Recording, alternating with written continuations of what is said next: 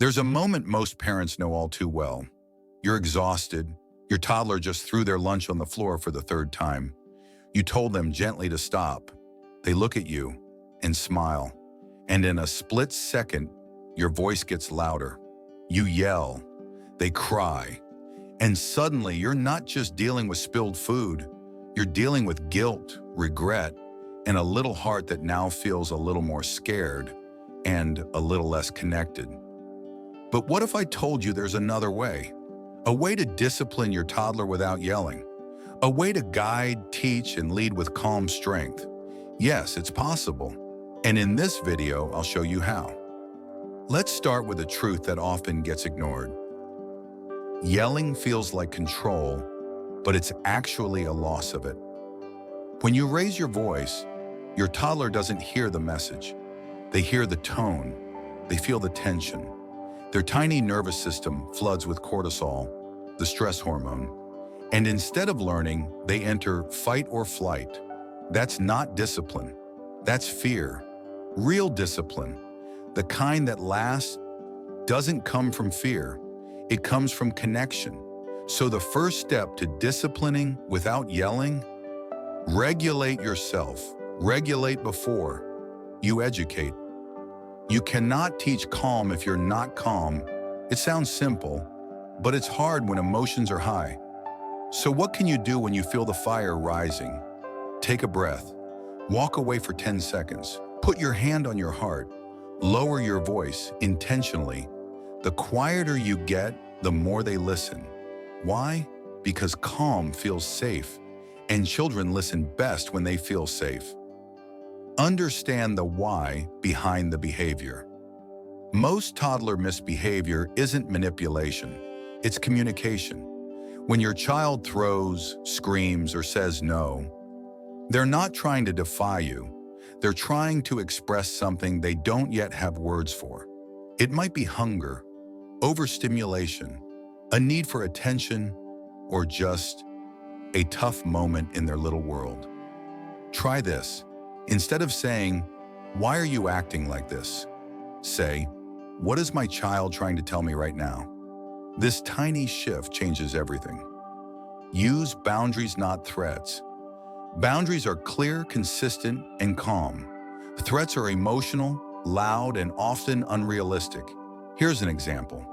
Threat: if you don't clean up, I'm throwing all your toys away. Boundary: toys need to be cleaned up before we can do anything else. Boundaries teach responsibility. Threats teach fear. And yes, your toddler will test you. That's their job. Your job is to stay steady. Get down to their level, literally. Squat down. Look them in the eyes. Speak softly, slowly, and with intention. This signals, I see you, I hear you, I'm with you. You're not towering over them. You're meeting them. And in that meeting, real connection happens. Offer choices, not commands. Children crave autonomy. It gives them a sense of control. Try giving 2 choices you can live with. Do you want to brush your teeth before or after pajamas? Red cup or blue cup? Walk to the car or hop like a bunny? This turns a power struggle into cooperation. It feels like magic, but it's just psychology. Name emotions and model empathy. Looks like you're feeling really frustrated right now. I get it. It's hard when we can't have what we want. When you name the emotion, you help your toddler build emotional intelligence. You're not just disciplining a child, you're teaching a future adult how to process hard feelings. That's a gift, and it matters more than any punishment ever could. Repair matters more than perfection. You're going to mess up. You'll lose your cool. You'll yell sometimes because you're human. But what you do after, that's where healing happens. Say this: I'm sorry I yelled. You didn't deserve that. I was feeling overwhelmed. I love you. That one moment teaches more than 100 perfect reactions. It teaches humility, accountability, love. Teach, don't punish. Discipline means to teach, not to punish. Timeouts, spanking, yelling, They might stop the behavior temporarily, but they don't teach what to do instead. Use logical consequences. You threw the toy, so now the toy goes away until tomorrow. That's not punishment, that's learning. Over time, toddlers internalize the structure. They learn limits, they feel safe within them. Be the safe place they return to. At the end of the day, your toddler doesn't need a perfect parent. They need a present one. Someone who stays when the feelings are big. Someone who teaches without fear. Someone who holds boundaries with love. You don't need to yell to be heard. You don't need to scare to be respected. You don't need to punish to be effective. What you need is to lead with calm and connect with heart.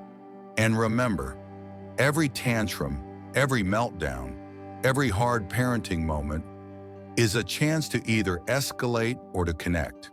Choose connection, even when it's hard, especially when it's hard, because those tiny moments, they build a childhood.